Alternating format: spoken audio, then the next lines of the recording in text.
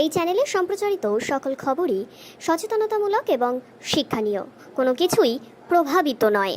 কলকাতা উত্তাল, তিলোত্তমার বিচার চাইতে জুনিয়র ডাক্তাররা গতকাল লালবাজার অভিযানের ডাক দিয়েছিলেন। গতকাল সারা রাতের ফুটেজ তুলে দিয়েছে আমাদের সংবাদ মাধ্যমের প্রতিনিধি সুমি মণ্ডল।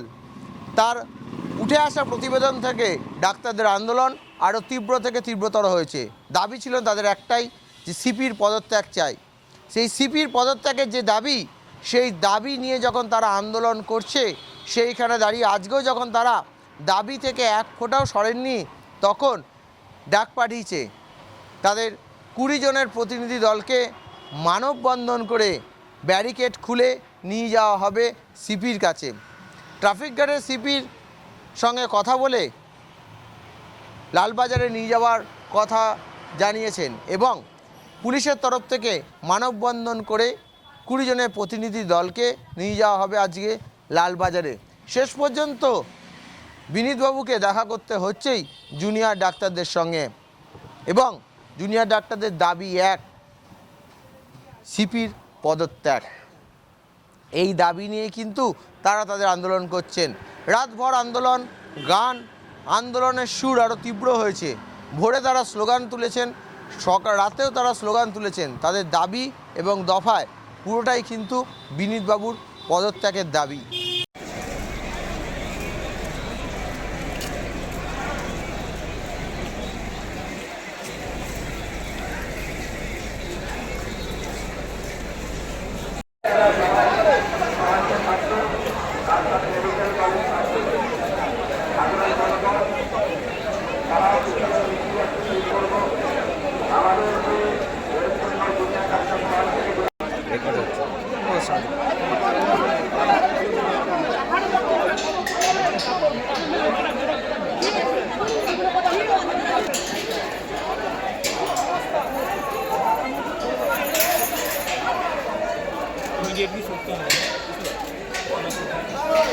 ভাই হাতটা ঠেকিও না, তোমাদের দেশের লোক না, অত ব্যস্ত হয়ে খুলে গেছে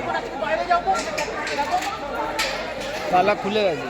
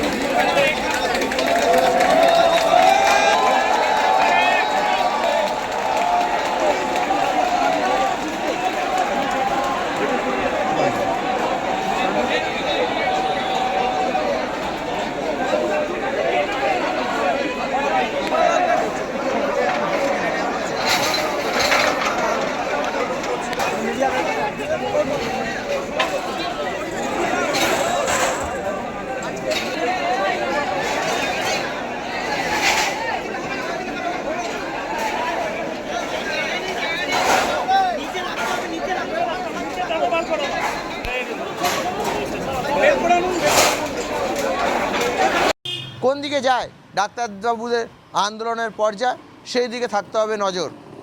আপনারা দেখতে থাকুন ভিশন প্লাস নিউজ। আমরা সততার সাথে কথা বলি।